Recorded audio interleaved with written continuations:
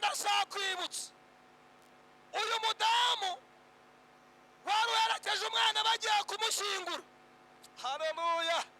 ngo ahuye na Yesu, ahura na Yesu agenda arira, ahura na Yesu agenda avuga ngo birarangiye, ahura na Yesu agenda bagoza, ariko ngo ahura na Yesu ngo arangije ahita abahagarika.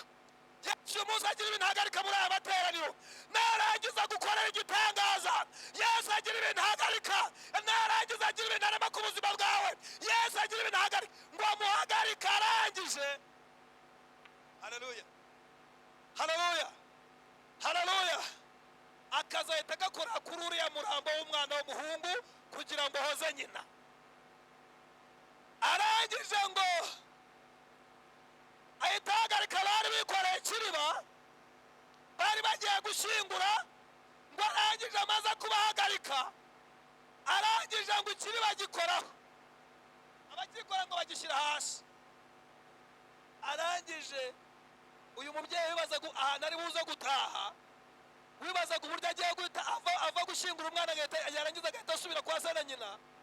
Arangije ngo Yesu akora kuri uyu mwana w'umuhungu, aramubwira ngo muhungu. Arangije umuhungu arangije ahita abyuka. Yesu agira ibintu abyutsa ku buzima bwawe, Yesu agira ibintu azura. Hari ibyari bigupfanye inshuti yanjye, ariko muri materaniro Yesu abizure. Bwira uwo mwicaye mubwira ngo Yesu abizure.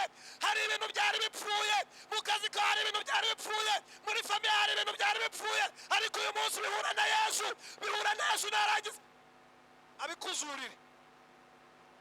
Arangije umwana ngo yatahaguruka mu isanduku. Arangije Yesu ngo amufata ukuboko, arangije ngo amuhereza nyina.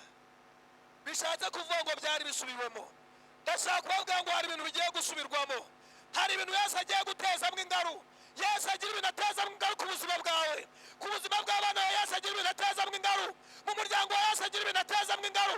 Yesu ngo bateje ingaru abagendaga biriza bavuga ngo n'ubundi naza gusubira yatangira ahambira iwabo dusigana imitungo yacu.